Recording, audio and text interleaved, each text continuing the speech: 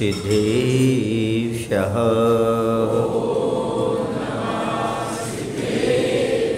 ॐ नमः सिद्धेभ्यः। तज्जयति परमज्योति समम समस्तैरनन्तपरेयायै दर्पणतलयो सकला प्रतिफलति पदार्थमालिका यत्र प्रतिफलति पदार्थमालिका यत्र। बोलिए हिंसा परमो धर्म की, उत्तम आर्जव धर्म की। देवादिदेव श्री महावीर भगवान की, आचार्य कुंद महाराज की, आचार्य गुरुदेव भगवंत श्री विद्यासागर जी महाराज की।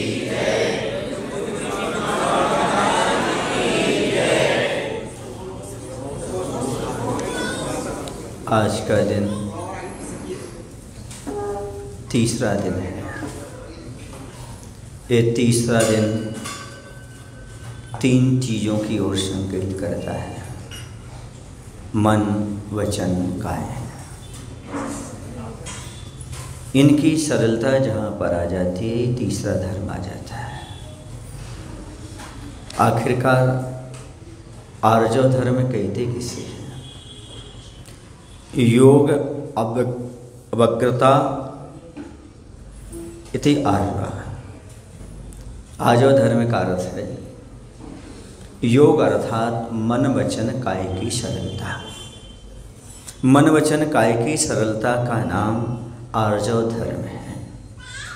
सादगी का नाम आर्जव धर्म है। भोलेपन का नाम आर्जव धर्म है। निष्कपट भाव का नाम आर्जव धर्म है। ईमानदारी का नाम भी हम आर्जव धर्म कह सकते हैं। पारदर्शिता का नाम आर्जव धर्म है। और उन्मुक्त हृदय होना ही आर्जव धर्म है।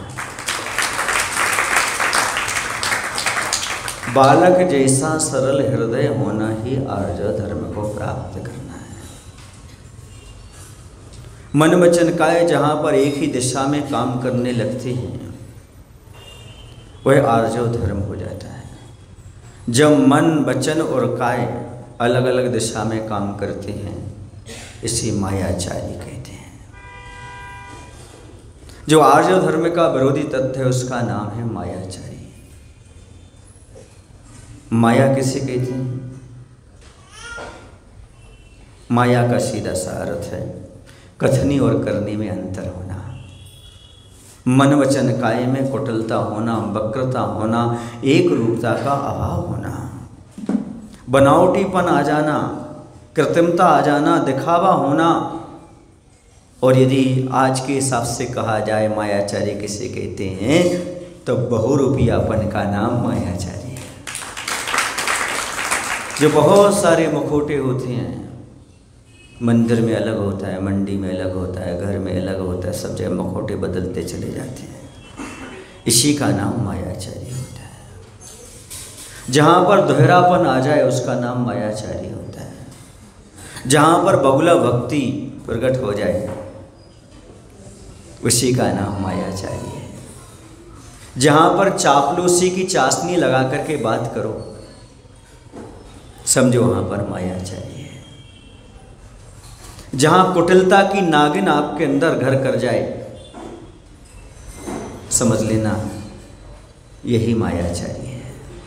एक पुस्तक की रचना हुई, उसका नाम लिखा बचे नागिन से। तो कौन सी नागिन से बचना है? कुटिलता की नागिन जो है, छल कपट है, ये बड़ी नागिन है। ये द्विमुखी नागिन होती है। यह अपना भी घात करती है, दूसरे का भी घात करती है। अपन को भी डसती है और दूसरों को भी डसती है। धोखा देने वाला ये ना समझे कि मैं दूसरों को धोखा दे रहा हूँ, पहले तो धोखा वो स्वयं खा रहा है। ये ना समझे कि मकड़ी दूसरे को जाल बुन रही है। मकड़ी दूसरे को जाल बुनती है, लेकिन बाद में स्वयं उस मकड़ जाल में फंस करके अपने जीवन को समाप्त कर देती है। मायाचारी बहुत खतरनाक चीज है। इसलिए आचार्य कहते हैं कि हमारे लिए आज सरलता अपनाना है। सामने घड़ी लगी हुई है, घड़ी में 3 कांटे हैं, अपनी अपनी गति से चलते हैं, लेकिन तीनों एक ही दिशा में चलते हैं। तीनों का एक ही उद्देश्य है, समय को बताना।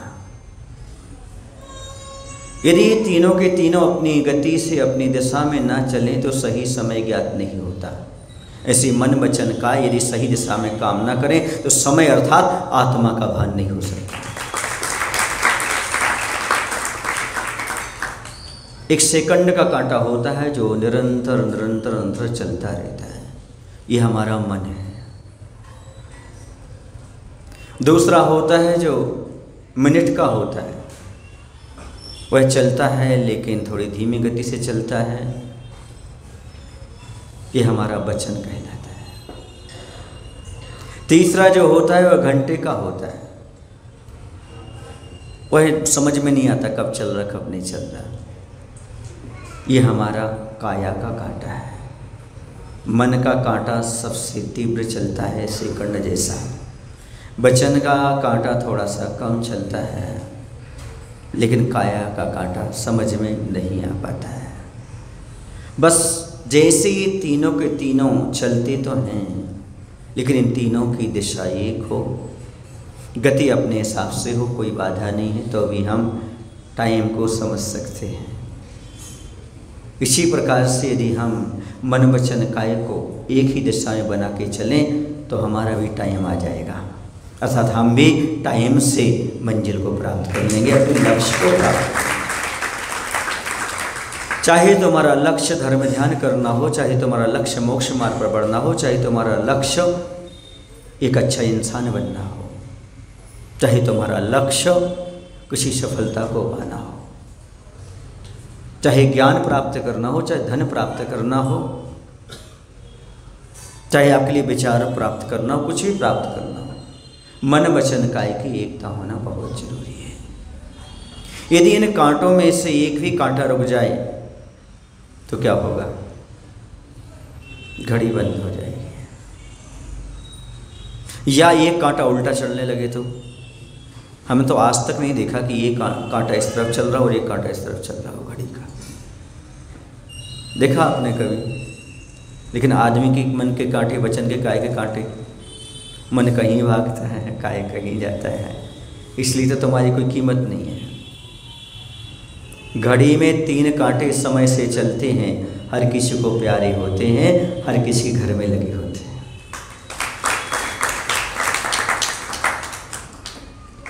घड़ी की तस्वीर हर घर में होती है, घड़ी नहीं होगी तो उसकी तस्वीर जरूर होगी, क्योंकि आजकल मोबाइल का ज़माना है ना, तो मोबाइल में भी घड़ी है आपकी, हर जगह आपके लिए घड़ी मिलेगी। क्यों मिलती है? हर घड़ी आपको घड़ी याद रहे कि मैं हर घड़ी क्या कर रहा हूँ, तो घड़ी का लगाना सार्थक हो जाए। वह घड़ी सही समय तभी बताती है तब तीनों कांटे अपनी दिशा में काम करते हैं। आपके मन वचन काया भी एक दिशा में काम करेंगे तो आपकी भी कीमत होगी, हर घर में आपकी भी फोटो लटकाई जाएगी। पर कई बार मुझे अच्छा सा नहीं लगता है, ये लोग मुझे कमरे से उठा करके कैमरे में बैठाते हैं,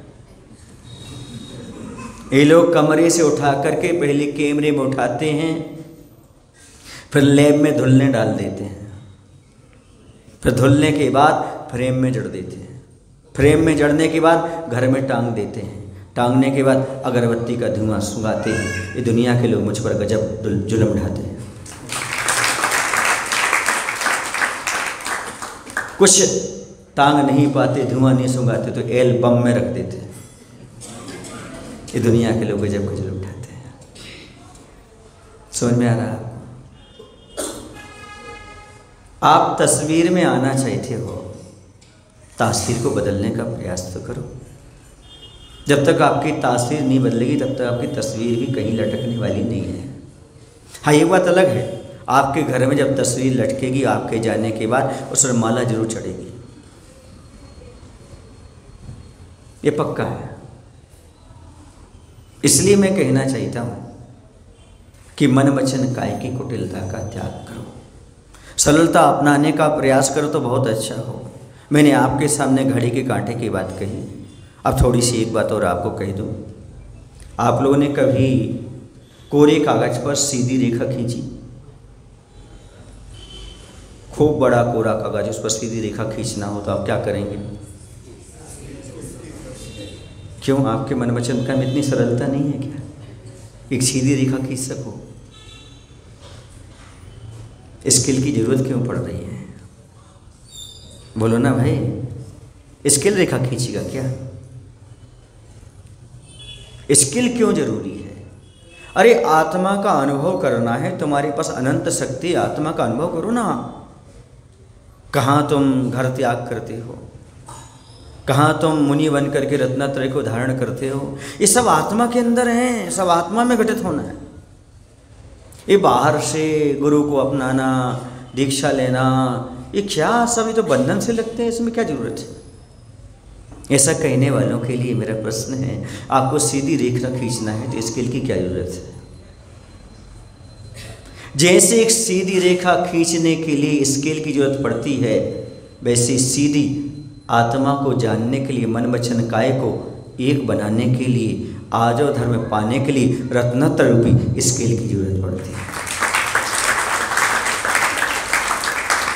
जब तक रत्नत्र का स्केल नहीं होगा तब तक आपके मन वचन काय एक हो नहीं सकते। मन वचन काय को एक करने के लिए रत्नत्र की साधना आवश्यक है। सम्यक दर्शन, सम्यक ज्ञान, सम्यक चारित्र। जब तक तुम्हारी दृष्टि समीचीन नहीं है, तुम्हारा ज्ञान समीचीन नहीं है, ज्ञान समीचीन नहीं है तो आचरण समीचीन नहीं है, और आचरण समीचीन नहीं है तो मन वचन काय तुम्हारा कभी एक हो नहीं सकता। रत्नत्र का स्किल चाहिए आजो धर्म को पाने के लिए। इसलिए दुनिया में कहते ना महाराज, आज सरलता है कहाँ? हर आदमी तो धोखा देता है, हर आदमी तो मायाचारी करता है। आज तो सबसे बड़ी मायाचारी माता पिता से होने लगी, सबसे बड़ी मायाचारी पति पत्नी के बीच में होने लगी। जो लड़कियां भाग जाती हैं, लड़के भाग रहे हैं, भगा रहे हैं, वो सब माता पिता से मायाचारी तो कर रहे हैं। एक बात हमेशा याद रखना, गलत आदमी से जुड़ना गलत तो है, लेकिन माता पिता को ना बताना और गलत है। गलत आदमी से जुड़ना गलत तो है, लेकिन माता पिता को धोखे में रख करके जुड़ना और गलत है। मैं कहता हूँ कुछ भी दुनिया में काम करो, माता पिता से पूछ कर करो, तुम कभी भी असफल नहीं होगे। हर आदमी जब अच्छा काम करता है तो पंपलेट छपा कर करता है। जब आदमी अच्छा काम करता है पूरे परिवार से सलाह लेकर के करता है। जब व्यक्ति अच्छा काम करता है पड़ोसियों को दिखाता है। बस मैं कहता हूँ, जब भी गलत काम करो पूरे परिवार को बता देना। जब कोई गलत काम करो पड़ोसी को बता देना। जब कोई गलत काम करो चालू सलाह लेना, तुम्हारे पास आजो धर्म आ जाएगा।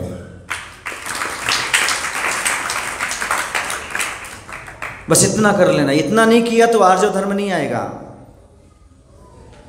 मात्र ताली बजाने से, पूजन करने से, प्रवचन सुनने से आर्जो धर्म नहीं आएगा। जैसा तुम अच्छा काम सबके सामने करते हो, वैसा बुरा काम सबके सामने करना शुरू कर दो। जैसे बच्चा होता है, मन में हो सो वचन उचरिए, वचन हो तो तन से करिए। पर ऐसा आप नहीं करने लगना, वरना आपके मन में आया इस आदमी को एक चांटा मारूं और तुम बोल दो मैं तुम्हें चांटा मारूं और एक दो।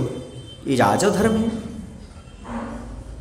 मन में हो सो वचन हो सो, ये आपके लिए नहीं कहा गया, ये मुनि महाराज के लिए है। जो मन में है सो वचन में है सो काय में है। आपके मन वचन काय कभी एक ना हुए ना हो सकते हैं। आप पूजन करते समय तो मन वचन काय एक कर नहीं पाते। मन कहीं रहता है, वचन कहीं रहता है, काय कहीं रहता है।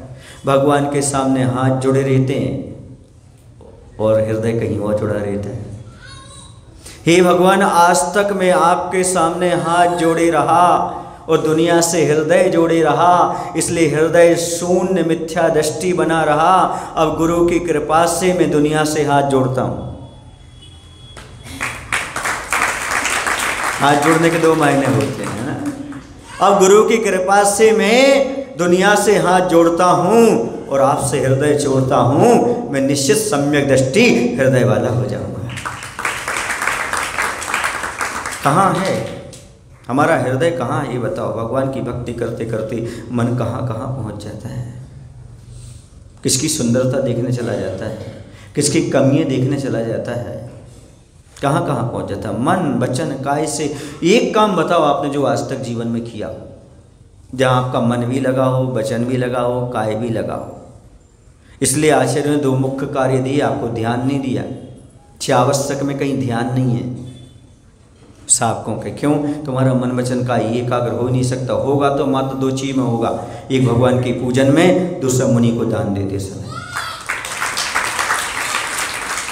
आ जाओ, धर्म को पाना चाहते हो, प्रतिदिन दो काम करो, भगवान की पूजन करो और मुनि को दान दो। कुछ ना कुछ तो तुम्हारी मन वचन की चंचलता कम होगी, एकाग्रता आएगी। क्योंकि जो अलर्ट आप, मैं तो कहता पूजन से ज़्यादा दान है आपके लिए, ध्यान लगाने के लिए, क्योंकि आपका उपयोग वहीं रहता है, यहाँ वहाँ नहीं भटकता। मन वचन काय की चंचलता को कम करना हो तो ये काम अच्छे से करो आप। अच्छे लोग के पेट में दर्द होने लगता है जब कुंतुसार को आहार देने आते हैं। तो मजाक की बात नहीं कह रहा हूँ, पूछो क्यों। दो वकील थे, पिताजी ही वकील थे, बेटा ही वकील थे। विदिशा की बात है, जब उन्होंने आहार दिया तो उनके बीच में पेट दर्द करने लगा। वो चौके से बाहर निकल गए और बाहर जाकर के बैठ के बातें कर रहे। हमने कहा क्या हो गया? बोले महाराज जी आप चौके बोलने देते नहीं हो, पेट में दर्द होने लगा था तो बाहर जाके बात कर रहे हैं। मन वचन काय एक ही चीज में लगते कहाँ हैं तुम्हारे?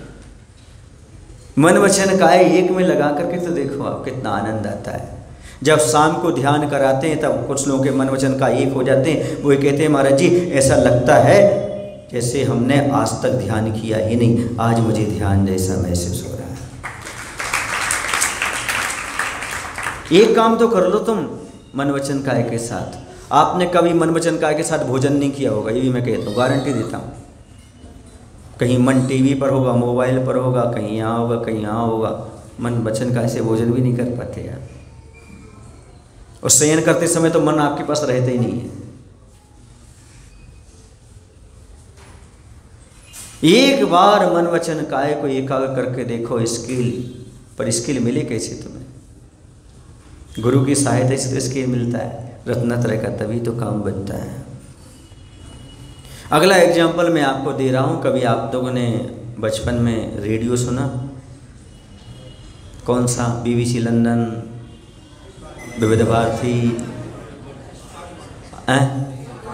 आकाशवाणी। तो उसमें एक सुई लगी रहती है, उसमें अपन को क्या करना पड़ता है? एडजस्ट करना पड़ता है। यदि थोड़ी सी तिरछी हो गई सुई तो दो स्टेशन एक साथ फंस जाते हैं। याद है आपको? अब तो नहीं पता आपके घर में है कि नहीं, हमारे ज़माने में था। यदि थोड़ी सी सुई तिरछी हो जाती है तो आप एक भी स्टेशन का आनंद नहीं ले सकते। ऐसे हमारा मन कहीं है, वचन कहीं है, आप कौन से स्टेशन का आनंद ले रहे हैं? न पूजन का, न माला का, न प्रवचन का, न धर्म ध्यान का, कोई भी आप आनंद नहीं ले पाते। इसलिए उसको सुई को एक करने का प्रयास करो। जब एक हो जाएगी आप विविध भारती भी सुन सकते हैं और आप आकाशवाणी भी सुन सकते हैं। ये आकाशवाणी केंद्र बेंगलोर ज्ञानोदय से प्रवचन चल रहा है, आपको अच्छी तरह से सुनाई देगा।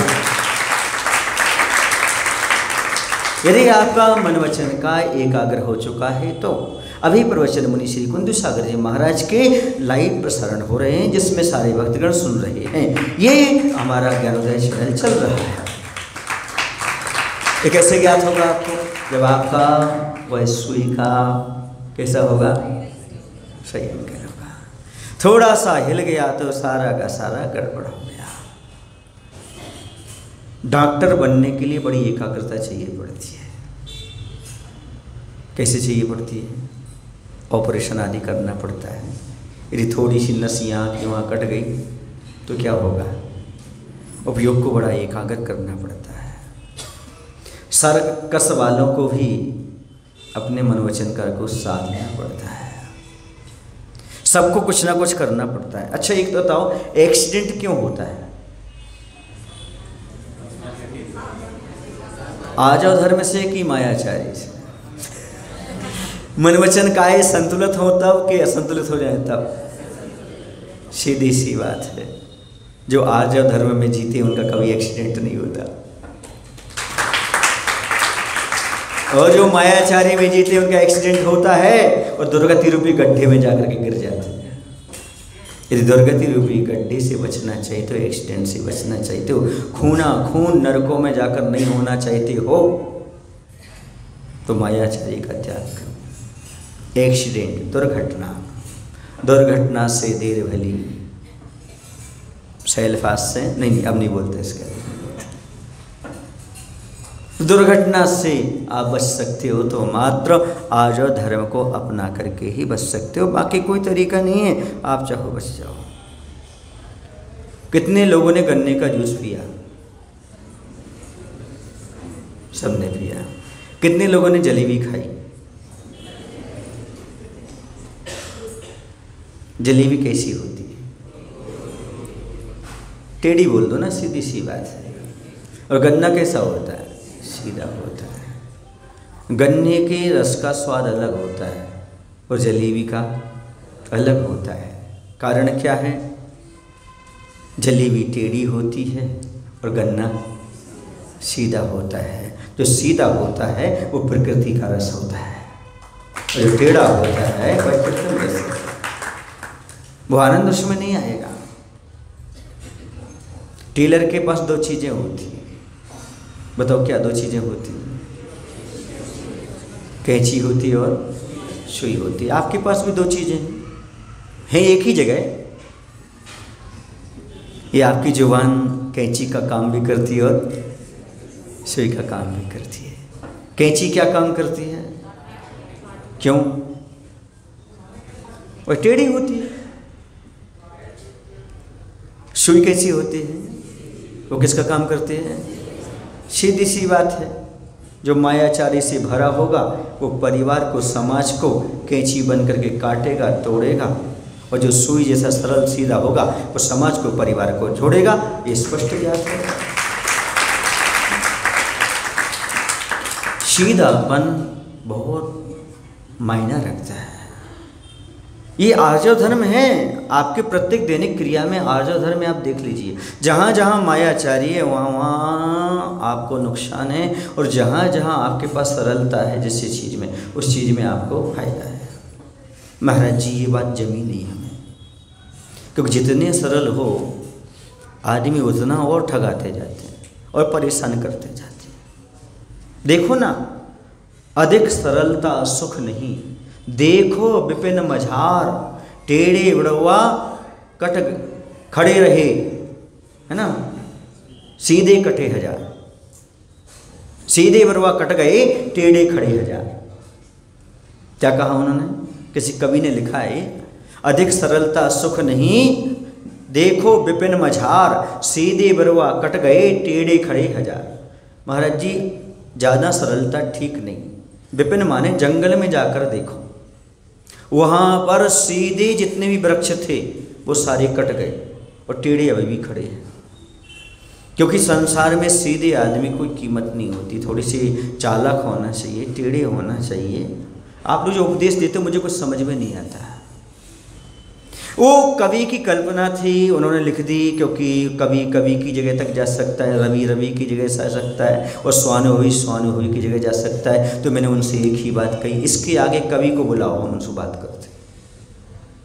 उनके आगे हम कवि को बताएंगे कि देखो जो सीधे सीधे वृक्ष वो काट लिए गए, लेकिन सीधे सीधे वृक्ष कटने के बाद ध्वज दंड बन गए, धर्म की ध्वजा फहरा। बेदी में लग कर के यहाँ पर फर्नीचर के रूप में काम आ गए, यहाँ दरवाजे बन गए, और ये सब पाटा बन गया जिस पर मुनिराज विराजमान हो गए। भगवान के चरणों में पहुँच गए। वो सीधे थे, भले कट गए, दुनिया ने कीमत नहीं की, वहाँ काट करके ले आए, लेकिन ले आने के बाद यहाँ पर मंदिर की सुरक्षा में आ गए। महाराज के चरणों में आकर के बैठ गए, अपना कल्याण कर रहे हैं और पीछे की डंडी बन गए, साथ में चल रहे हैं।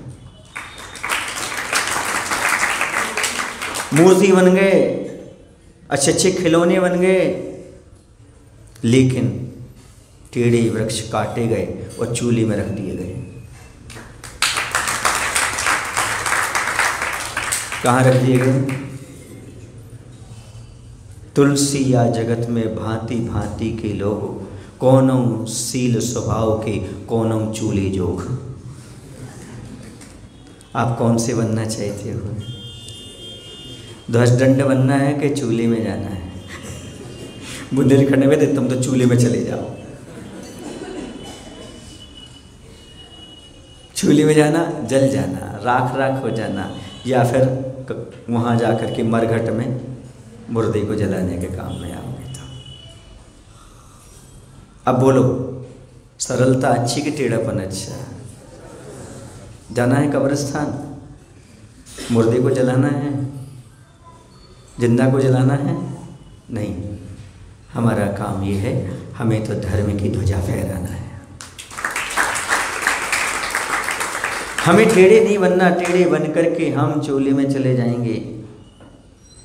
टेढ़े बनेंगे तो हम मरघट की लकड़ी बन जाएंगे, मुर्दे को जलाएंगे। अरे हमारे लिए तो धर्म की ध्वजा फहराना है, मुर्दों में भी प्राण फूंकना है, सरलता अपनाना है, आज और धर्म पाना है। अब कभी मत कहना कि महाराज जी अधिक सरलता सुख नहीं। जितना सुख है वह बड़ी सरलता में ही है। एक सज्जन हमसे आए और बोले, महाराज जी थोड़ा स्ट्रिक्ट तो होना चाहिए, थोड़े तेज तो होना चाहिए। मैंने कहा क्यों? बोले टेढ़ी अंगुली से घी निकलता है, सीधे से नहीं निकलता है।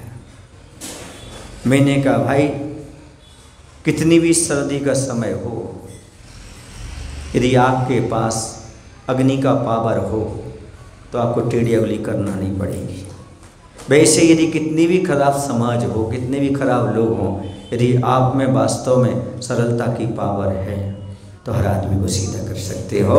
टेढ़ी अंगुली करने की आवश्यकता नहीं है। हम कभी कभी दूसरे को बदलने का प्रयास करते हैं, अपने को बदलने का प्रयास नहीं करते हैं। एक छोटी सी बात मैं आपको बताना चाहता हूँ कि एक बार एक बालक था।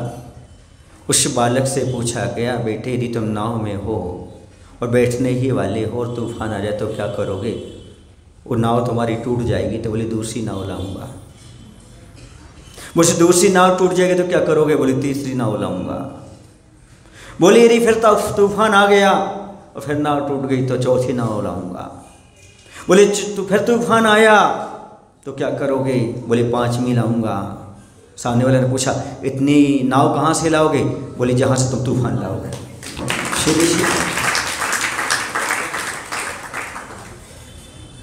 कुछ बात समझ में आपको आ रही है? एक बार मैंने बच्चे से पूछा, बेटे ये बताओ, मान लो आप कल्पना कर रहे हो कि एक छोटे से कमरे में आप बैठे हुए हो और उस कमरे में यदि आग लग गई है और बाहर से कोई दरवाज़ा लगा के चला गया है, आपके पास पानी भी नहीं है, कुछ भी नहीं है, आप क्या करेंगे? आग से कैसे बचेंगे?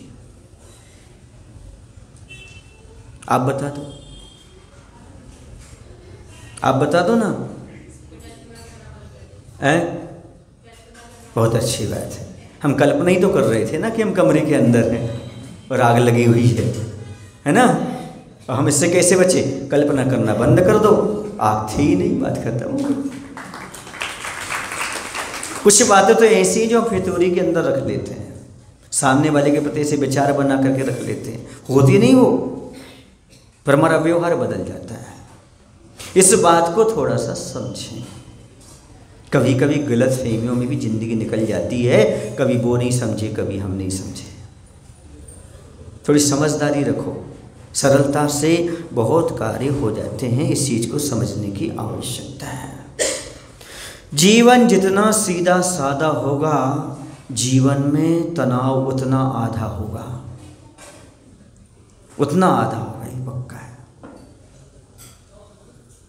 जीवन में सबसे बड़ा श्रृंगार है सादगी, और जीवन में सबसे अच्छा व्यवहार है सरलता। सबसे अच्छा श्रृंगार है सादगीपूर्ण जीवन जीना। जितने आप बनावटी के जीवन जियोगे उतने आप नॉर्मल नहीं रह सकते। ये नाखून पॉलिश लगाना, लिपस्टिक लगाना, सौंदर्य प्रसाधन जाना, ब्यूटी पार्लर जाना, ये मायाचारी है। इससे बड़ी मायाचारी और कुछ नहीं हो सकती। जो तुम नहीं हो वो दिखने का प्रयास कर रहे हो। आज और धर्म का अर्थ है जो तुम हो सो हो, ज़्यादा आगे बढ़ने का प्रयास मत करो। ब्यूटी पार्लर आपको मायाचारी सिखाते हैं, मायाचारी के केंद्र हैं। आप सुंदर नहीं हो फिर भी सुंदर। अब बताओ, आचार्यों ने बहुत अच्छा उपाय बताया सुंदर होने का। योगों की वक्रता ना होना ही शुभ नाम कर्म के आसव का कारण है, और मन वचन काय का टेढ़ापन ही अशुभ नाम कर्म के आसव का कारण है। जो तुम्हारा मन वचन काय टेढ़ा चल रहा है, अभी तुम जो ब्यूटी पार्लर जा रहे हो ना, दूसरों को रिझा रहे हो, ये मन वचन काय की तुम्हारी कुटिलता है। आगे आपको बिल्कुल सुंदर रूप मिलने वाला है ही नहीं। ये उमा स्वामी महाराज डंक की चोट पर बोलते हैं, और मंच पर उन्हीं का आधार लेकर कुंतु सागर भी बोलते हैं। जितने तुम ब्यूटी पार्लर जाओगे, जितने लिपस्टिक नाखून पॉलिश लगाओगे, जितने आँख के ऊपर काजल पोतोगे, जितनी ये मायाचारी करोगे, आगे तुम्हें बिल्कुल सुंदर रूप नहीं मिलेगा। विमलनाथ भगवान के चिन्ह को याद करना पड़ेगा तुम्हें।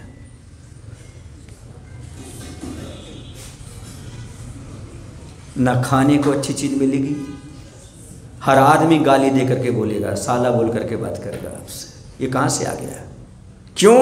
क्योंकि तुमने जैन कुल में जन्म लेकर के भी ब्यूटी पार्लर में मुंह मारा है। अब मुंह मारो तुम यहाँ। इस पर ताली क्यों नहीं बजाई?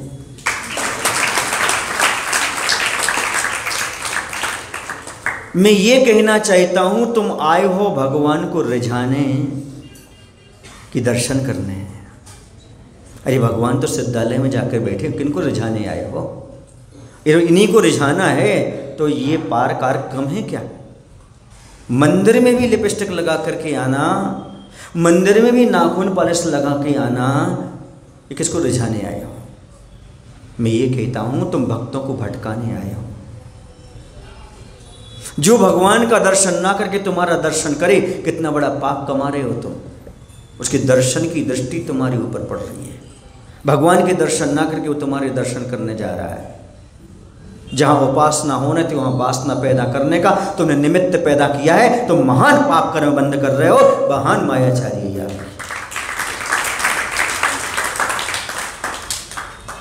अन्न क्षेत्र कृतम पापम धर्म क्षेत्र विनश्यति, धर्म क्षेत्र कृतम पापम वज्रलेपो भविष्यति। इससे कोई भी प्रवचनकार मायाचारी नहीं कहता कुंतुसार को छोड़ करके।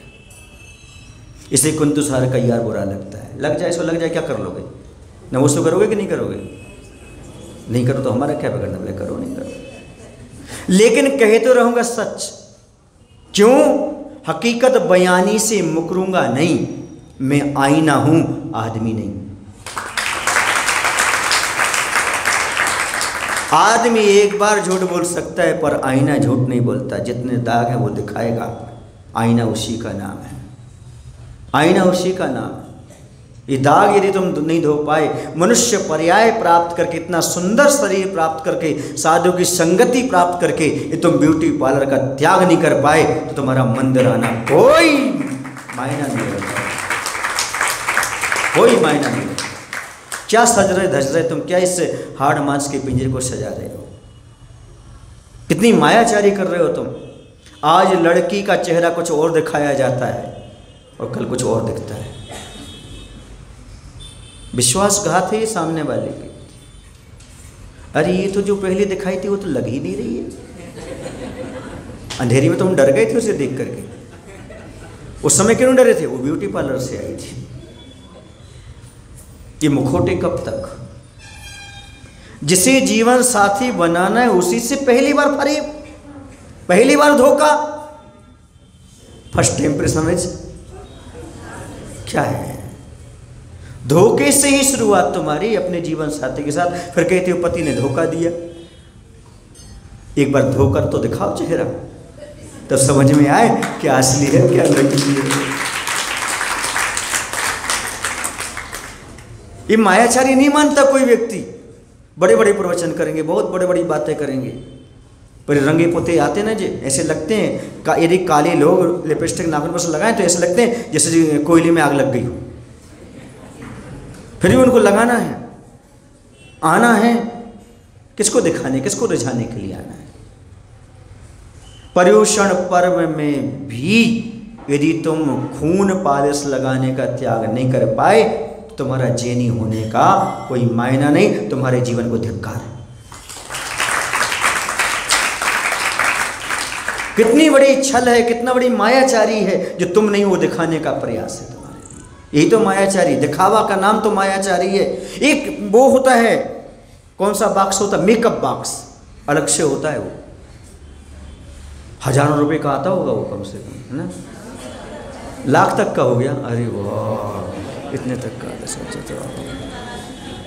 सोचो समझो विचार करो, किसको सजाने के लिए आपने सोचा, क्या विचार किया? दुल्हन को डोली सजा दी कि जीवन भर की सजा दी? बोलो ना, क्यों? क्योंकि तुमने मायाचारी की सो सजा भोगो आज ही। इसलिए स्त्रियों को कहा है अपना सर ढक के रखा करो, दूसरे को चेहरे दिखाने की आवश्यकता नहीं है। लेकिन नहीं, ये सब आज समाप्त होता जा रहा है। बाल खोले रखेंगे जैसे इनकी प्रतिज्ञा हो, द्रौपदी जैसी।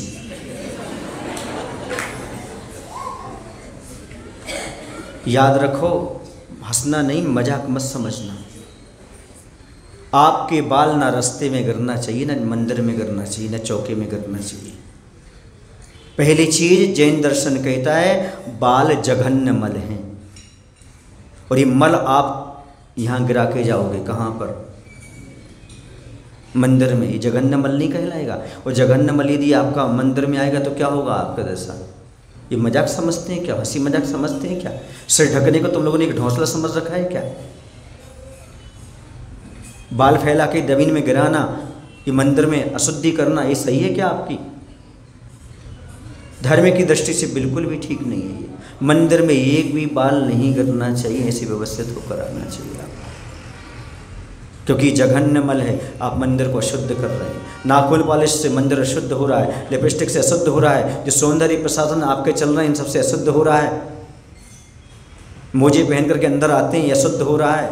ये कौड़ी आदि पहन करके आते हैं, सीप की होती ना वो कौड़ी ने ऐसी बनी रहती है वो, ये सब हड्डी हैं, ये आप लेकर के आ रहे हो मंदिर में, आपके वस्त्रों में लटक रहे हैं, हो रहे हैं, अशुद्ध कर रहे हैं आप। इससे आपको पुण्य नहीं मिलेगा, पाप का ही बंद होने वाला है। दूसरी बात, यदि आपसे कोई चिढ़ता है तो खुले बाल लेकर कभी मत चलना। मैं आपको बिल्कुल फैक्ट बता रहा हूँ। यदि आपका कोई पड़ोसी है, आजू बाजू में कोई ना कोई आपसे चिढ़ता है तो खुले बाल लेके मत चलना। यदि 4 बाल भी उसको आपके मिल गए तो वो काला जादू करेगा आप पर। आपकी कोई वस्तु उसके पास आ गई शरीर की, वो वहाँ से तंत्र मंत्र करता है, फिर आप परेशान होते हो, ऐसा हो रहा हमारा, जैसा हो रहा है, हमारे पैसे जा रहे हैं, हमारे कपड़े फट रहे हैं, हमारा ऐसा हो रहा है, ऐसा हो रहा है। बहुत से लोग आते हैं हमारे पास, बताते हैं। क्यों? क्योंकि एक तो आप अशुद्धि के समय बाहर घूमती हैं, जब आप धर्म ध्यान नहीं कर पाते, जब वो अटैक करते हैं, और जब आपके बाल आदि कोई चीज़ मिल जाती है। आपने देखा होगा तांत्रिक मांत्रिक के पास जो भी जाते हो सबसे पहले बाल मांगता है तंत्र विद्या करने के लिए। आपके शरीर का अंग मिले वहाँ तक, वहाँ वो भेजे शरीर कोई चीज़ मिले, तो कभी भी ये बाल बाहर नहीं फेंकना। समझ में आ रहा है आपको? उन्हें कहीं गड्ढे में समाप्त करने का प्रयास करना। और खुले बाल लेकर के घूमने का अर्थ है द्रौपदी। कौन सा नियम है आपका? कौन सा संकल्प है आपका? आपने कभी सोचा? दूसरी बात और बता देते लॉजिक आपको।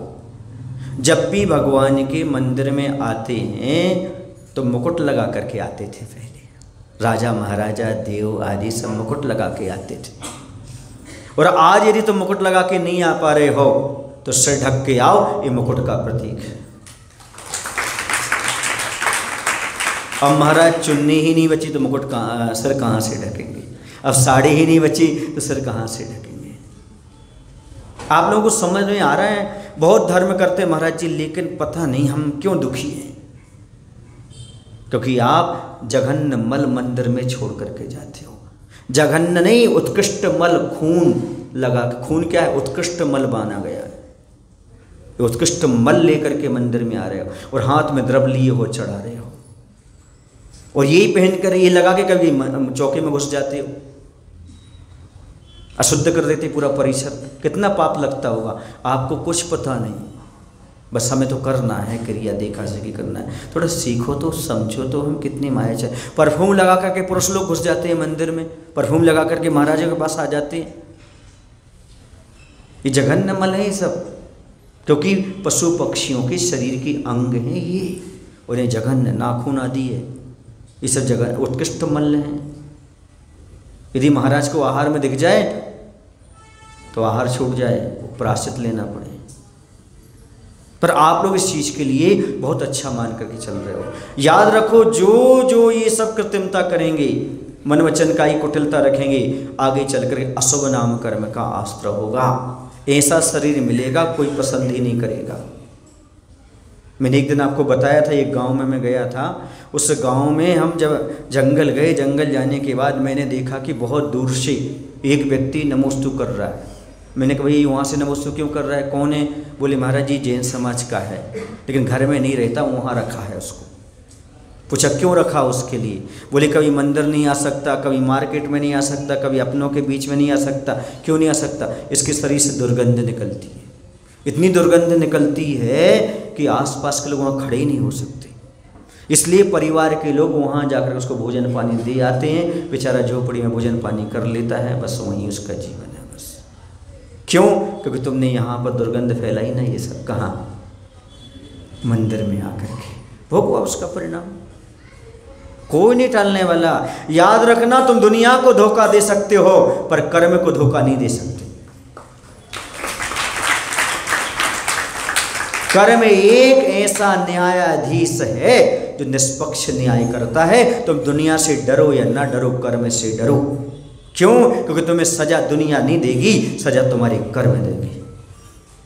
कर्म से तो डरो भैया, किसी से डरो या ना डरो। याद रखना, एक एग्जाम्पल मिलता है बहुत अच्छा, छोटा सा बता देते हैं। आचार्यों ने कहा है, जो अपने दोषों को छिपाता नहीं है वह आर्जव धर्म को प्राप्त करता है। जो अपने दोषों को साफ कर दे, प्रायश्चित लेकर के धो ले, वो आर्जव धर्म को प्राप्त करता है। सबसे बड़ी मायाचारी है अपने दोषों को छिपाना। अज्ञानी वो होता है जो अपने दोषों को छिपा करके आगे बढ़ता है, और ज्ञानी वो होता है अपने दोषों को मिटा करके आगे बढ़ता है। एक बार एक गुरु ने अपने कुछ शिष्य बनने के लिए लोग आए, उनके लिए उपदेश दिया। उन्होंने कहा मैं शिष्य जब बनाऊंगा जब तुम्हें एक काम करना पड़ेगा। बोले बताओ क्या काम करना है? बोले लो एक खिलौना लो, एक खिलौने को ले जाओ। उन शिष्यों से कहा और जाओ ऐसे एकांत स्थान पर इसके कान और नाक तोड़ के लाओ खिलौने के। 2 लोग गए और 2 लोग जाकर के, शायद ये कहानी अभी आने वाली है, सत्य धर्म की कहानी में, नारद, पर्वत और बसु राजा, इन तीनों को भेजा गया और तीनों के तीनों गए। और जाने के बाद 2 तो काम करके आ गए, तीसरा नारद नाम का था, वह लेकर के आया, सीधा लेकर आ गया। बोले क्यों तुम्हें एकांत नहीं मिला? दोनों हंसने लगे कि भाई तुम्हें कहीं एकांत नहीं मिला जो उसके कान और नाक नहीं? बोले नहीं मिला। बोले क्यों क्यों नहीं मिला? इसलिए नहीं मिला क्योंकि वहाँ पर सूर्य चांद थे।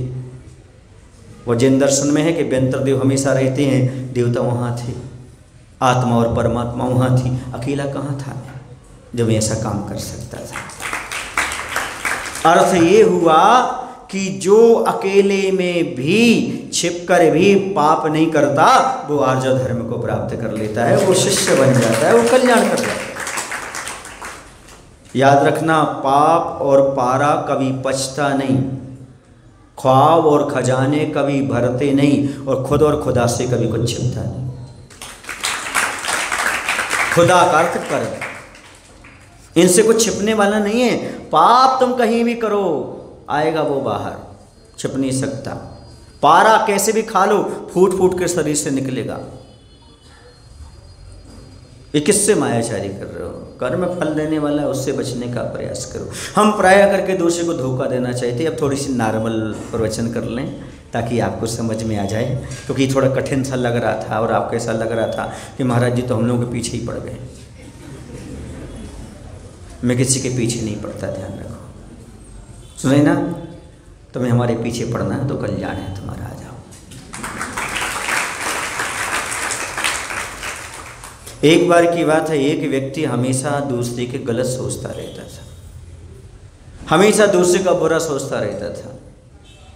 उसके मन में कभी अच्छा भाव नहीं आता था। ये कहानी काल्पनिक है, आपको समझाने के लिए है, हकीकत मत समझना, वरना निवान पूछने आ जाए अभी कि मुसीबत कितनी बड़ी होती तो बताना पड़े। हमसे मत पूछो, पापा से पूछो, भावार लग करके लेके आए हैं। तो ये कह रहा था कि वो काल्पनिक उदाहरण है जिसे मैं समझाना चाह रहा हूँ।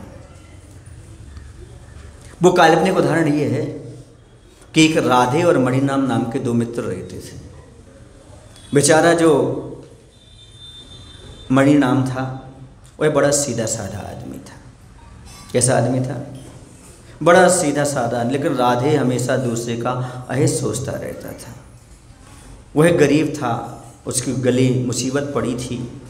उसने सोचा चलो अपन अपना सारा सामान वामान बांधते हैं, दूसरे गांव चलते हैं। हो सकता है वास्तु शास्त्री कहते हैं क्षेत्र बदल दो तो अच्छा होता है।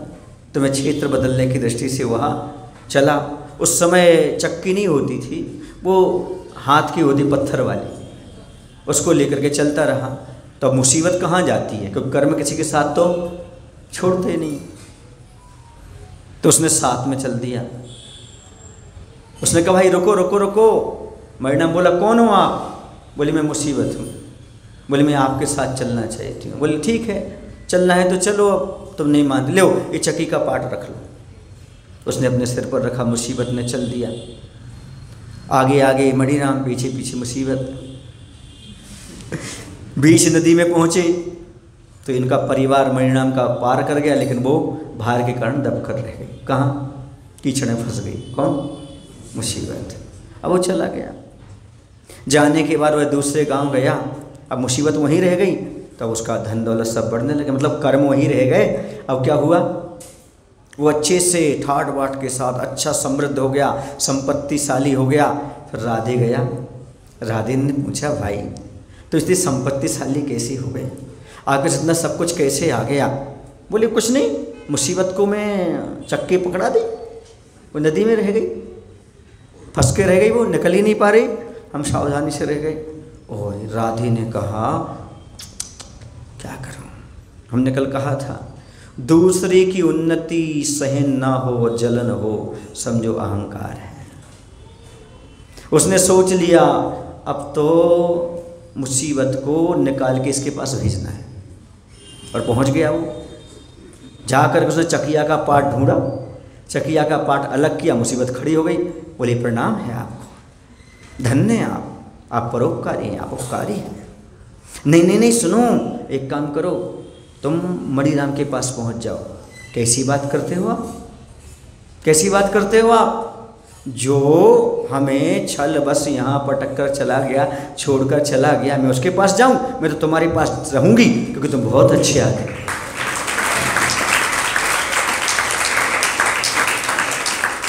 तुम बहुत अच्छे आदमी हो।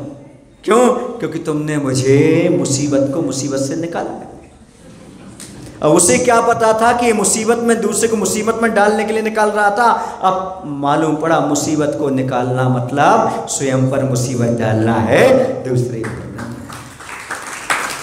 इतना समझ जाओ बस, आ जाओ, धर्म तुम्हारे गृहस्थों के लिए पर्याप्त है। तुम जो दूसरों को धोखा दे रहे हो, चाहे पति पत्नी को दे, चाहे पति पत्नी को दे, भाई बेटा कोई भी दे, धोखा दूसरे को नहीं दे रहे। कल तुम्हारे पास आने वाला है, दूसरे का गलत करने वाले का स्वयं गलत होने वाला है। सोच लो आप, क्यों? क्योंकि आज तक तुम्हारे गलत करने से कुछ नहीं होता। बुंदेलखंड में कहते हैं कौआ के को से ढोर नहीं मरता। मतलब ये है, जो कौआ होता ना, कौआ कौल, ये जो काँव काँव करे, ये गैया मर जाए मर जाए मर जाए, ये गाय मर जाए तो मरती नहीं कभी। समझ में आया ना? ऐसे कौआ के को से कभी ढोर नहीं बनता। आपके बुरा करने से किसी का बुरा होने वाला नहीं है। एक दिन मैंने कहा था, मैं जब बिहार करता हूँ तो लिखा रहता है, बुरी नज़र वाले तेरा मुँह काला, बुरी नज़र वाले तेरा भला हो, 80 के फूल 90 की माला, बुरी नज़र वाले तेरा मुँह काला। ऐसे बहुत सारे जब पढ़ते हैं तो अब देखता लगता है। ट्रक पर लिखा रहता है, बहुत जगह लिखा रहता है, गाड़ियों में लिखा रहता है। मैंने कहा आदमी ने ऐसा लिखा क्यों? वो लिखा किसने है? ये आदमी ने। क्या करूं, जब आदमी आदमी से जलता है कुछ और होता है, और जब दीपक से दीपक जलता है तो कुछ और होता है। आदमी से आदमी जलता है तो काला होता है, लेकिन दीपक से दीपक जलता है तो उजाला होता है।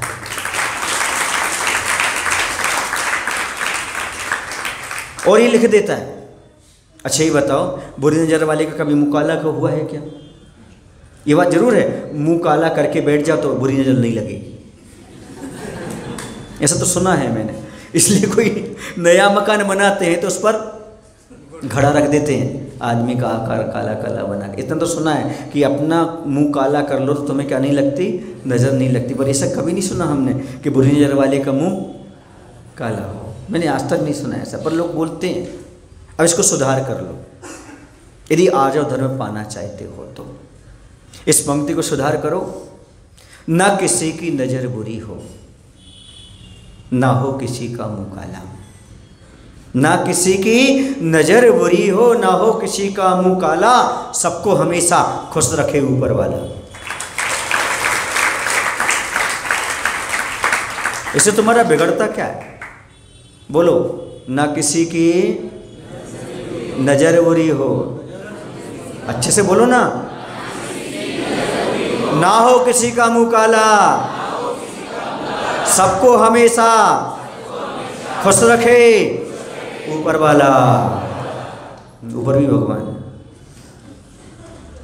यदि इतना तुमने अपने जीवन में कर लिया, कुछ तो आचार धर्म तुम्हारे पास आएगा।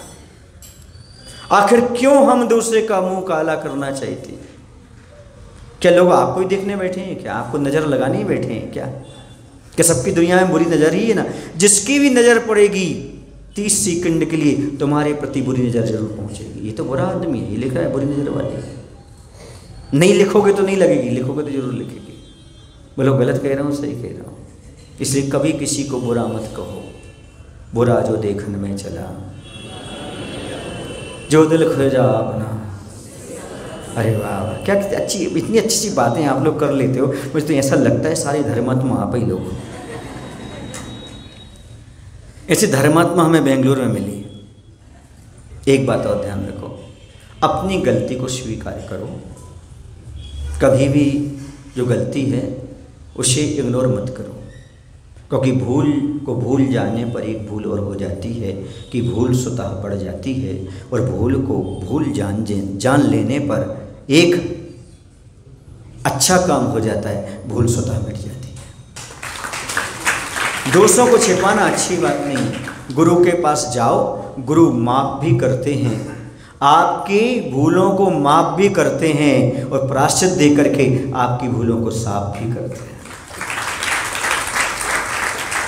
साबुन से प्यारी तुम्हारी माँ होती है, साबुन से प्यारी तुम्हारी माँ होती है। साबुन माँ साफ करती है, माफ़ नहीं करती। और माँ इतनी प्यारी होती है, तुम्हारी गलतियों को माफ़ भी करती है और साफ भी करती है। गुरु और माँ एक जैसे हुआ करते हैं, इसलिए इनसे कुछ मत छुपाओ। तोतली भाषा में जैसा बच्चा आकर के सब कुछ बोल देता है, वैसे तुम भी बोलने का प्रयास करो। मैं तो कई बार कहता हूँ कि बच्चे पूरी कसाई करते हैं, बड़े आधी कसाई करते हैं। सही कह रहा हूँ कि कुछ गलत बोल दिया मैंने? फिर से बोलूँ, बच्चे पूरी कसाई करते हैं और बड़े आधी कसाई करते हैं। सही बोल रहा हूँ क्या? सही बोल रहा हूँ? पक्का? नहीं, कुछ लोग कह रहे नहीं। तो ऐसा बोल दूं कि बड़े लोग पूरी कसाई करते हैं, बच्चे आदि करते हैं, ये सही है ना? यही तुम्हारा समीकरण गड़बड़ है। ये समीकरण आपका गड़बड़ है, ये समीकरण बदलो। बच्चे पूरी कसाई करते हैं, आप आदि करते हो, आदि रख लेते हो, वक्त कर निकालते हो। बच्चे जो कुछ हुआ सो वहीं ना, डंडा मारना मार दिया, जो कुछ कहना कह दिया, सब कर दिया, पूरी कसाई वहीं निकल गई। आप वहां तो चुप रह जाते, बेटा बते हैं मौका आन दो। अरे मौका मिला था तो फिर तुम छोड़त नहीं है उसको। बोलो सही कह रहे गलत कह रहे? बोलो ना, अब बोलो ना सही कह रहे हैं। अब अभी तो तुम कह रहे थे नहीं, बच्चे पूरी कसाई निकाल देते हैं, पूरे भार से रहित हो जाते हैं, बड़े मस्त खुश रहते हैं। आप आदि निकालते हो, आदि रखते हो, जिंदगी भर कुड्डते रहते, आनंद ही नहीं ले पाते जीवन का। जितनी कसाई रखोगे उतने दुखी रखोगे, जितने धोखा मायाचारी में जियोगे उतने दुखी रहोगे, जितने सरल कसाई मुक्त रहोगे उतने बालक जैसे आनंद में रहोगे, आनंद में। बालक सम सरलता जब मुझ में आ जाए, सारे कर्म नष्ट हों केवल ज्ञान हो जाए। उस बालक जैसी सरलता जब हमारे अंदर आ जाए तो सारे कर्म नष्ट हो जाएं, सारे पाप नष्ट हो जाएं, केवल ज्ञान की प्राप्ति हो जाए। वो सरलता चाहिए हमारे अंदर, वो सरलता चाहिए। मैं कई बार कहता हूँ, बच्चे और साधु एक जैसे होते हैं, बिल्कुल सरल होते हैं, निर्विकार होते हैं, मन वचन काय की एकता उनके अंदर होती है। इसलिए साधु को आचार्यों ने बालकवत कहा है, उनकी पूरी की पूरी बात ऐसी होती है। अब थोड़ी सी आपकी नॉर्मल वे में आ जाता हूँ। एक मैंने प्रश्न कहा था, अभी एक बात बताई थी कथनी और करनी के बारे में। जिसकी कथनी और करनी एक होती है वो आर्य धर्म को प्राप्त कर लेता है। तो कथनी और करनी कैसे एक होना चाहिए, तो सुनिएगा। एक पंडित जी थे, और यदि कथनी करनी अलग है तो क्या दुष्प्रभाव होता है ये भी समझ लीजिए। पंडित जी थे, वो अपने भक्त के पास कहीं गए, सफ़र करके पहुँचे, और बड़े आप लोगों जैसे होता ना, अधजल गगरी छलकत जाए, जैसे वहाँ पर पहुँचे। उन्होंने कहा, पंडित जी, उनके भक्त ने कहा आप स्नान कर लीजिएगा। अरे जिसके अंदर ज्ञान की गंगा बह रही हो, उसे स्नान करने की क्या जरूरत है? कौन बोले ऐसे? वो रिझाना चाह रहे थे, बताना चाह रहे थे कि अरे स्नान से क्या होता है, शुद्ध आत्मा की बात करो, परिणाम की बात करो। कहाँ तुम इस शरीर की शुद्धि में पड़ गए हो, आत्मा त्रिकाल शुद्ध है। वो समझ गए भक्त, क्योंकि बेंगलोर के होंगे पक्का, वो समझ गए।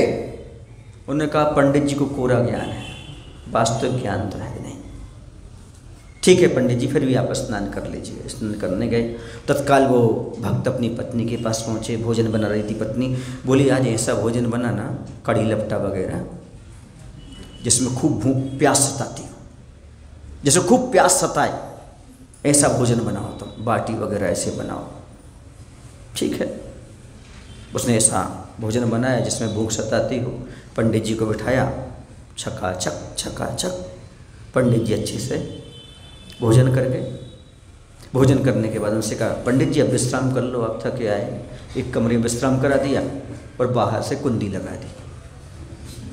पंडित जी सोए। अब चूँकि गरिष्ठ भोजन किया, बाटी वगैरह, तो प्यास तो लगेगी। वो अंदर से आवाज़ देते हैं, अरे भाई भक्तो, दरवाज़ा खोलो, पानी पिलाओ। भक्त बोलता है, अरे आपके अंदर तो गंगा बह रही, पी लो पंडित जी, पी लो, अंदर तो बह रही, पियो ना, पियो, क्या बात है। समझ में आया? शास्त्रों के बैगन अलग होते और घर के बैगन अलग होते हैं। ये उपदेश देना बहुत आसान है कि जीवन सरल बनाओ, सरलता से जियो, पर स्वयं कितने सरलता के साथ जी रहे, बहुत कठिन है। आजो धर्म पर उपदेश 5-5 घंटे दिया जा सकता है सरलता के बारे में, सरलता से 5-5 घंटे बोला जा सकता है। क्या 1 घंटे हम सरल रह पाते हैं? मायाचारी के बिना हम क्या 5 मिनट रह पाते हैं? कभी ऐसा आपने विचार किया, कभी आपने सोचा कि सरलता पाना कितना कठिन है, सरल होना कितना कठिन है? जो व्यक्ति सरल होता है वो जानता है कि सरलता से कितना है। अब ये समझ में नहीं आता महाराज जी, धोखा देने से क्या नुकसान है? हम धोखा देते रहें और आदमी धोकर खाते रहे। हम तो भैया हमेशा धोकर खाते हैं, धोकर नहीं परासुख खाते। हम कभी धोखा नहीं खाते हैं, क्योंकि हम कैसा खाते हैं? धोकर खाते हैं, परासुख खाते हैं, सोच विचार करके खाते हैं। तो सबसे पहला नुकसान है माया त्रययोनश्च। मायाचारी करने से त्रियंच आयु का आश्रव होता है, तिरस्कार को प्राप्त होता है। जहाँ जाएगा वहाँ पर उसको तिरस्कार ही प्राप्त होगा और कुछ भी प्राप्त होने वाला नहीं। त्रियंच गति में क्या मिलता है? जहाँ जाएगा वहाँ तिरस्कार प्राप्त होगा उसको। दूसरा हानि यदि अपन देखे जाए तो मायाचारी करने वाले का कोई भी भरोसा नहीं करता, विश्वास उठ जाता उसके जीवन से। भैया ये विश्वास लायक आदमी नहीं है। हर शक्ल आदमी की होती है पर हर शक्ल में आदमी नहीं होता। बातें सबसे होती पर भरोसा सब पर नहीं होता। विश्वास उठ जाता। पत्नी भी विश्वास नहीं करती, माँ भी विश्वास नहीं करती, कोई विश्वास नहीं करती। क्योंकि इसके अंदर मायाचारी है। और मायाचारी करने से दूसरी बात यह है, जीवन भर शल्य के जीवन में जीता रहता है। और शल्य वाला कभी वृत्ति नहीं बन सकता, तो कभी कोई वृत्ति नहीं कहला सकता। यदि वह धोखेबाज है तो मायाचारी कर रहा है। दूसरा, ऐसे कर्मों का बंध करता है जिससे उससे अगले भव में अशुभ शरीर मिलता है। नियम से अशुभतर लेशा परिणाम देह वेदना, ये कहाँ होती हैं? अनुपम भैया, बिंदु भैया, कहाँ होती हैं? बोलो ना, ये कहाँ होती हैं अशुभ शरीर? नहीं बता रहे तो? ये सब नरकों में होते हैं। कहाँ पर होते हैं? नरकों में होते। अशुभ तरलेशा परिणाम देह, ये सब नरकों में प्राप्त होते हैं। तो सोच लो बाप, यदि धोखे में अपन जीवन जी रहे हैं, दूसरे को धोखा दे रहे हैं, तो ये दूसरे को नहीं दे रहे, खुद को धोखा दे रहे, ये मान करके हमें चलना है। ये सारी चीज़ें समझ लो। आज आपका शरीर सुंदर नहीं है तो भगवान को दोष मत दो, उस तुम्हारी मायाचारी को दोष दो। आज तुम्हारा शरीर सुंदर है, भगवान को शुक्रिया अदा मत करो। जिस परिणामों से तुमने सरलता से प्राप्त किया है वो सरल परिणाम रखो। आपको आगे भी ये प्राप्त होगा। सुंदर तन किसको प्राप्त होता है? तीर्थंकर के जन्म से सुंदर तन होता है। ये सरलता रखने से तीर्थंकर प्रकृति का भी आश्रय होता है, मान करके चलो। मन वचन काय हो, आपका सरल, आप जहाँ भी जाएंगे आपको सारी चीज़ें सरलता से प्राप्त होती जाएंगी। महाराज जी, हानि बताने में थोड़ा डर सा लग रहा है, लाभ बताओ। सरलता के लाभ क्या है? आजो धर्म के लाभ क्या है तो सुन लो। शारीरिक, मानसिक, आध्यात्मिक सब प्रकार के लाभ आपको प्राप्त होंगे। सरल व्यक्ति को हर कोई पसंद करता है। बच्चा किसी का वही हो सबको अच्छा लगता है, सब उसको गोद में उठाना चाहते। पूछो क्यों? क्योंकि वह सरलता का प्रतीक होता है। लोकप्रिय बनने के लिए सरलता अपनाइए अपने जीवन में, सादगी अपनाइए अपने जीवन, आप लोकप्रिय बन जाएंगे।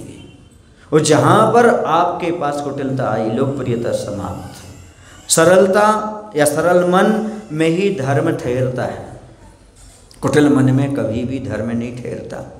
ये बात ध्यान रखना।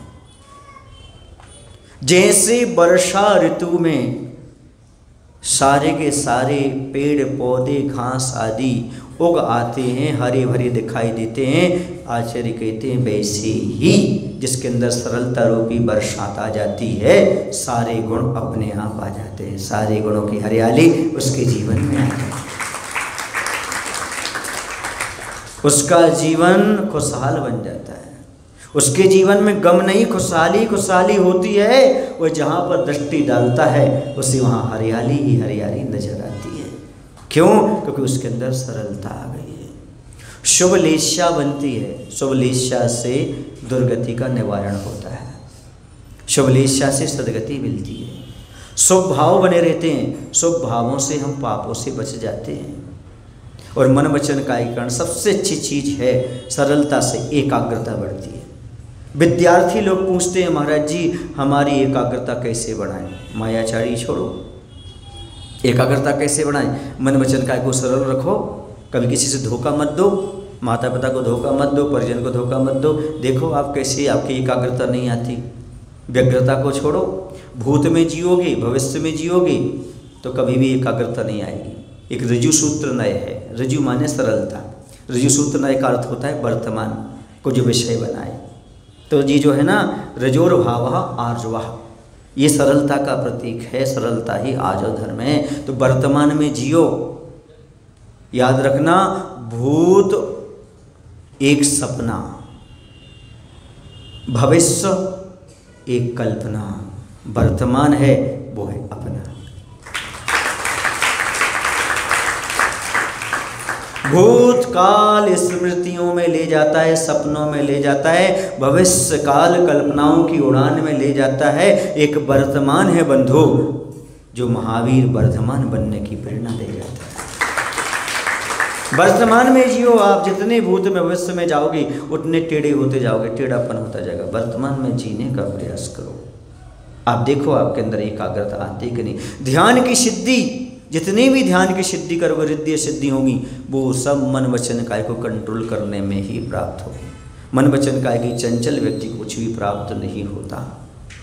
रिद्धि सिद्धि समृद्धि जो भी है वह सरल व्यवहार रखने से होता है।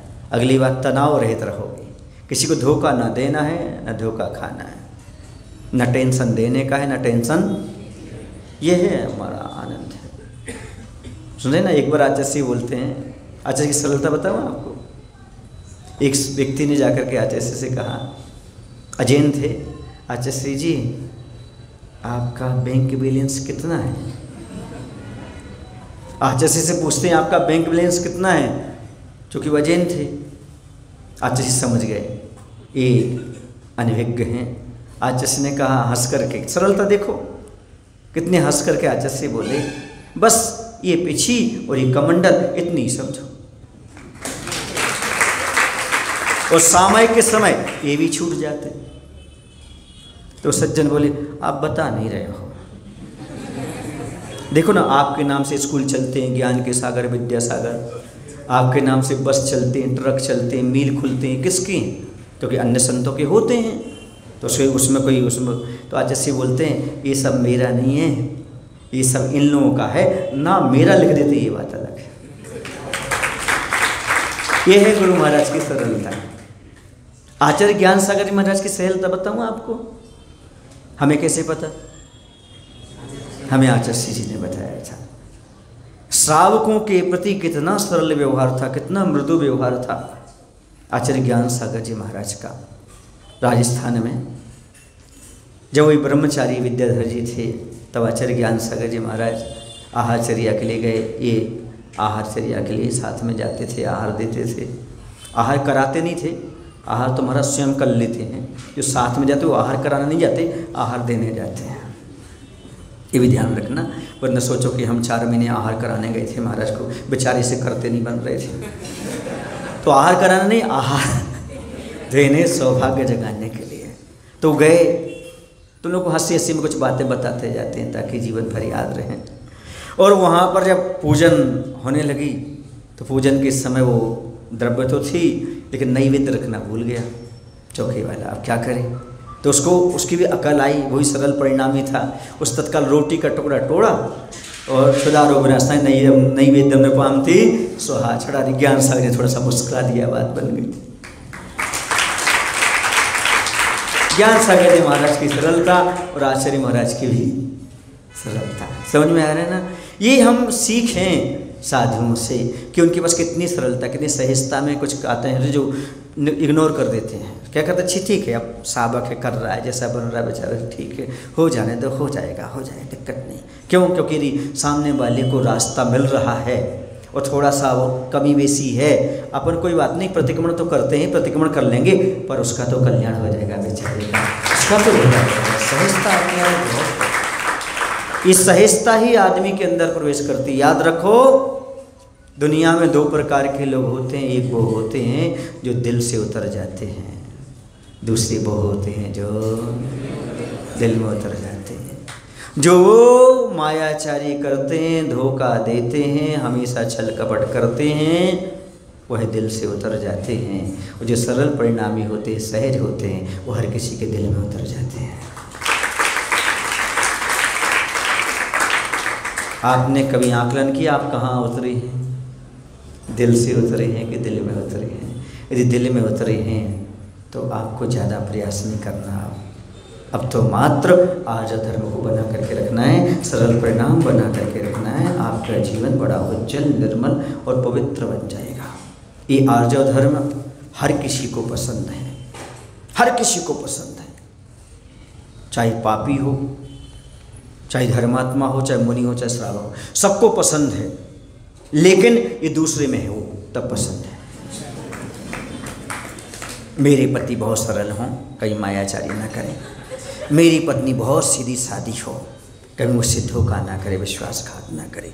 मेरा नौकर बहुत अच्छा हो, कभी मेरे साथ विश्वासघात ना करे। मेरे मालिक बहुत अच्छे हों, बड़ी ईमानदार हों। बोलो ना, हर आदमी आर्य धर्म देखना चाहता है तो दूसरे में, लेकिन आज मैं कहता हूँ दूसरे मत, खुद में देखो, फिर देखो आपको कितना आनंद आता है, आपका जीवन कितना। तुम दूसरे को धोखा मत दो, सरल रहो, तनाव मुक्त रहो, कितना आनंद आता है। तनाव किसको होता है? जो झूठ बोलता है, धोखा देता है। अरे हमारी झूठ पकड़ी ना जाए, मायाचारी पकड़ी ना जाए, ऐसा ना हो जाए, हमेशा तनाव में बना रहता है। जो कवच ये काम नहीं करता, बड़ा आनंद में रहता है। ठीक है ना? इतना पर्याप्त समझता हूँ। मन वचन काय की एकाग्रता के साथ आप लोग सुनते रहे, मुझे विश्वास है एक दिन वो भी आएगा कि मन वचन काय की सरलता को आप धारण भी कर पाएंगे। लेकिन रत्नात्रय का स्किल आएगा तभी आप पूर्ण धारण करेंगे। भगवान से प्रार्थना करो, बोले महावीर भगवान की, आचार्य गुरु विद्यासागर जी महाराज की, उत्तम आर्य धर्म की, हे प्रभु हम सभी को इतनी शक्ति, इतनी बुद्धि देने की कृपा करो ताकि हम भी अपने जीवन में कुछ अंशों में सरल बन सकें, धोखा मायाचारी से बच सकें। हे प्रभु, ना किसी की नज़र बुरी हो, ना किसी का हो मुँह काला, सबको हमेशा खुश रखे ऊपर भला। नमो